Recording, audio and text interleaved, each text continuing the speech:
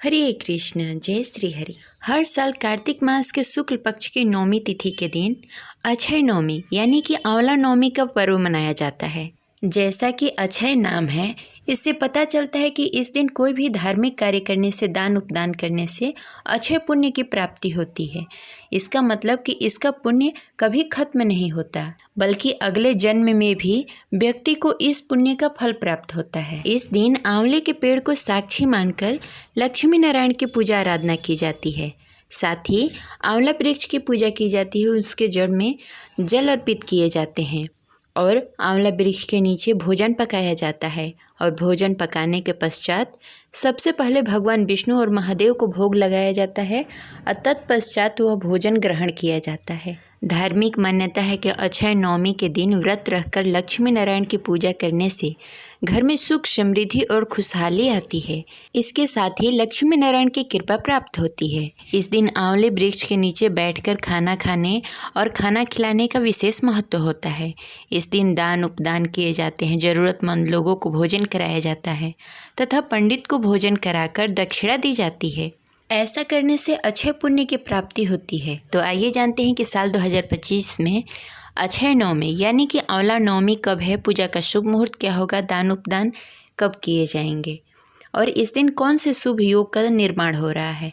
तो इस वीडियो को अंत तक अवश्य देखिएगा। अगर आपको जानकारी अच्छी लगे तो इस वीडियो को लाइक करके कमेंट बॉक्स में लक्ष्मी नारायण की जय अवश्य लिखें। वैदिक पंचांग के अनुसार कार्तिक मास के शुक्ल पक्ष की नवमी तिथि की शुरुआत 30 अक्टूबर को सुबह 10:06 पर हो रहा है। वहीं इसका समापन 31 अक्टूबर को प्रातः 10:03 पर होगा। चूँकि 31 तारीख को उदया तिथि है, इसलिए शास्त्रों के अनुसार इस दिन ही अक्षय नवमी मनाई जाएगी, यानी कि 31 अक्टूबर 2025 दिन शुक्रवार अक्षय नवमी यानी कि आंवला नवमी का पर्व मनाया जाएगा। इस दिन पूजा का शुभ मुहूर्त सुबह 6:32 से 10:03 तक रहेगा। इस अक्षय नवमी पर कई दुर्लभ अपुण्यकारी योग बन रहे हैं। सबसे पहले वृद्धि योग बन रहा है। यह योग समृद्धि और उन्नति देने वाला है। इसके साथ ही पूरे दिन रवि योग का संयोग बनेगा, जिसमें किए गए कार्य सफल होते हैं और माता लक्ष्मी की विशेष कृपा प्राप्त होती है। शिवव्यास योग का भी निर्माण हो रहा है, जिसे करने से शुभ कार्यों में बेहद ही सफलता मिलती है। अब चलिए जानते हैं कि आंवला नवमी के दिन पूजा कैसे की जाती है। इस दिन सुबह प्रातः उठकर स्नान आदि से निवृत्त होकर स्वच्छ साफ वस्त्र पहनकर सर्वप्रथम सूर्य देव को अर्घ्य दें। उसके पश्चात भगवान लक्ष्मी नारायण की पूजा आराधना करें, माता तुलसी की पूजा करें। इसके साथ ही आंवले वृक्ष के नीचे अच्छे से साफ सफाई करके आंवला वृक्ष की विधिवत पूजा आराधना करें, जिसमें आंवले वृक्ष को जल अर्पित करें, हल्दी फूल कुमकुम से आंवले वृक्ष की विधिवत पूजा करें और घी का दीपक जलाकर आरती करें। उसके बाद 7 परिक्रमा करें। माना जाता है कि आंवले वृक्ष में भगवान विष्णु निवास करते हैं, इसलिए आंवले वृक्ष की पूजा आराधना करना विशेष माना जाता है। अक्षय नवमी के दिन दान उपदान करने से अक्षय पुण्य की प्राप्ति होती है।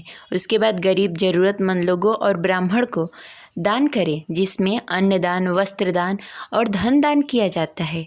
आंवला नवमी के दिन उलेन कपड़े यानी कि गर्म कपड़े का दान किया जाता है, कंबल के दान किए जाते हैं, स्वेटर शॉल का दान किया जाता है। इसके साथ ही आंवले का दान किया जाता है।